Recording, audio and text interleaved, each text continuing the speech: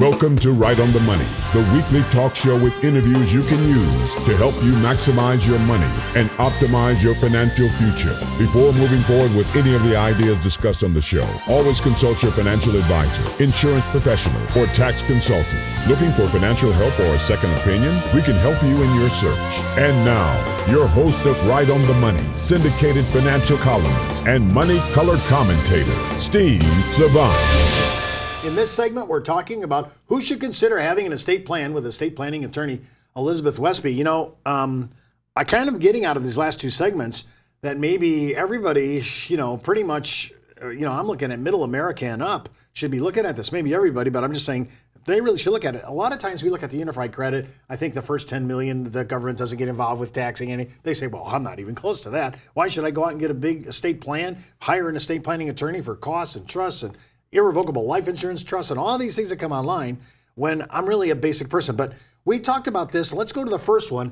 We mentioned this last segment, life events, right? So we always have come to the place where, okay, we think most people should be doing end of life planning. You just should. Let's go through the gauntlet of life events. Okay, so a life event would be a marriage, a remarriage, a divorce, the birth of a child, the death of a beneficiary. Hold there. I have to say, after my 33 years, this is an issue. How about this? We go to the estate, he does all his planning, and then the beneficiary dies before the person who wrote the plan on themselves. Now, have you seen this in your practice where the beneficiary is gone? Of course. And a lot of times you want to write into the plan, especially if it's a trust, who is going to take and in what manner if that person were to predecease you. So normally it's not a problem. But if it is your only beneficiary, for example, and it really could throw a wrench in your plan, it's important to revisit it. If you're disabled or injured, that's a good time to review your plan or have a plan created. Again, this is something that you can take benefit during your lifetime, and you don't have to wait until you die. So you need to maybe have a contingent beneficiaries, other things to go. That happens. And what about a contingent executor? Would maybe if something happens to that person? Absolutely. And especially if you're planning and you're a younger person, which I honestly think the younger people and generations need to be educated in doing this. But if you're a younger person, you want to make sure that you have a secondary, a third even on there, because you don't know what's going to happen during your lifetime, and hopefully you live out through your lifetime to see a lot of change going on. Now, at the beginning of our show, in segment one, we talked about the baby boomers planning. They're the sandwich generation. I have seen this. You put inheritance as one of the life events.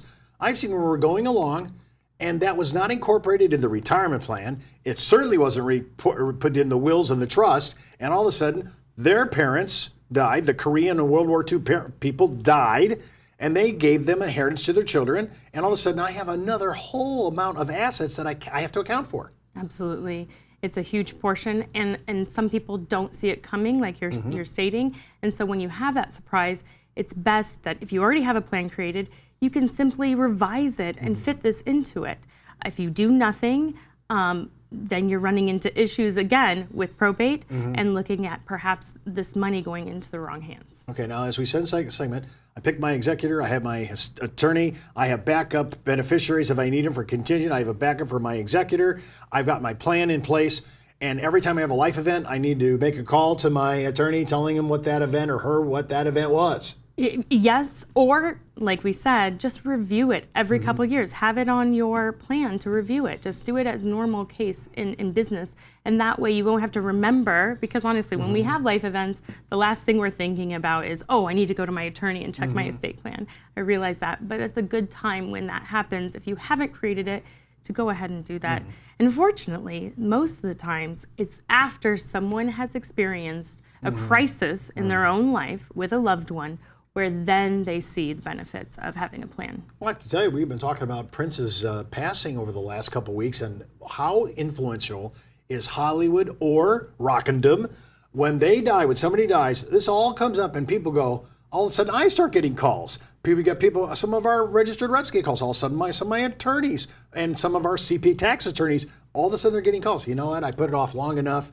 Prince was only 50, 7, 8? He was a young man. Young man. So we're living longer, and we need to start thinking, I'm not doing this in my 80s. I need to be doing this now. Specifically for baby boomers, unfortunately, they are the last generation where they could have expected to do better than their parents. Most baby boomers' children aren't doing as well as they are. So the backup plan of, well, my kids can take care of me isn't necessarily a plan. And I see a lot of that. And I think people honestly think, oh, I can go back to work, or I can just continue working, or I could rely on my children. And all of those are not solid plans. Yeah, in fact, actually, more and more that I see long-term care and elder care, it really is almost impossible to download this to the succeeding generation. It really is. And the cost effectiveness of raising kids, taking care of mom and dad. I mean, we did this as the boomers, and we went through this. The first time we had to do this, this was really economically hardship for everyone. Right. So it definitely want to do that. Now, I want to economize. I want to make all, I'm thinking like how many legal documents am I going to have to be saddled with here? So I'm thinking of flat costs for attorneys. I need to figure out what I need. But for the basic everyday, middle class, what do I really need? I mean, we're going to be talking about this in the fourth segment, but I want to prep myself. Okay, I need to collect my information. I need to get it on a good data collector, right. Good fact finder. I have to be honest with my fiduciary, right? I got to tell them, hey, this is what I want, right? And I could do some dictation from the grave. So Absolutely. I can put this all in a will, right? Well, you can put it in a trust. You can put your assets in a will, and you can tell people what they can expect, your beneficiaries, what they will get. But it's really in the trust that can direct where and how long and what circumstances people will get payments. Now, let's say, what's the usual? I have my plan in place. There's a passing. Yes.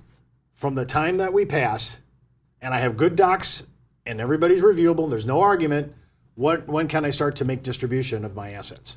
Well, again, it depends on what you have. If you have effectively bypassed probate, which you can do through estate planning and through a trust, then it's going to be it could be a matter of a couple months.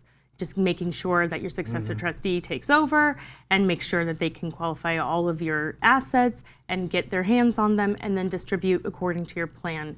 That's done quickly. If you didn't have anything, or you have a will and then no other documents in place, or if you have a trust but you failed to fund it, then you're going to go through the probate process. And like we talked about, it takes forever. It costs a lot of money out of pocket for your beneficiaries, which And you mentioned it might take a year or so.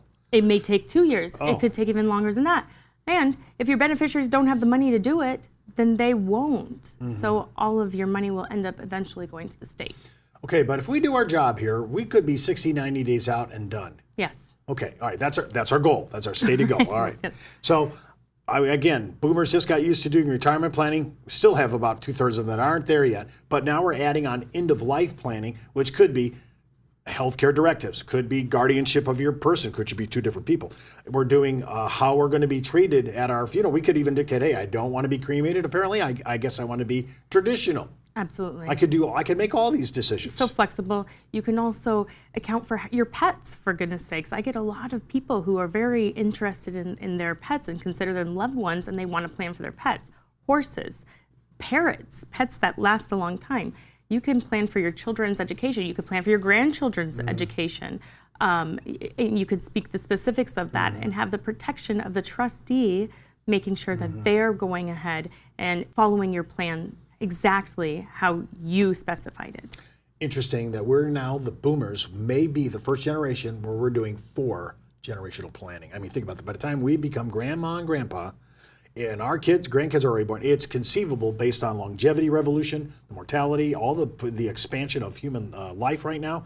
We could be sitting there with, I think our baby boomer gals are going to be well into their 90s, early 100s. A lot of them. Yes. They're diet conscious. They've been exercising. I mean, I think we're going to see 4 generational planning. So you could even be going down to great grandchildren. Absolutely. Oddly enough. A lot of people do too. Well, when I have the relationship that I want to have with my attorney and my executor is one of confidence. And I'm assuming that I'm going to get a little bit of anonymity here when I sit down with my attorney. Well, yes, but what you should have is you should really be interviewing, and you should really be connecting with somebody who, like we talked about before, you want a relationship with for the rest of your life, because that's what this is about. It's not one and done like people think. Well, maybe I shouldn't hire an attorney my age. Maybe I should go down a generation lower. That's a good point.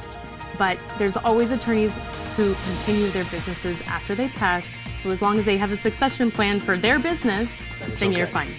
Well, remember, if you're listening to our show on radio, iTunes, or a podcast, you can view the video version online at rightonthemoneyshow.com and request information from this segment. For more information on this week's money topics, just go to our website at www.rightonthemoneyshow.com and follow Steve's daily postings on Facebook, Twitter, and LinkedIn. When it comes to retirement, money management, small business, insurance coverage, college funding, or budgeting, we have the interview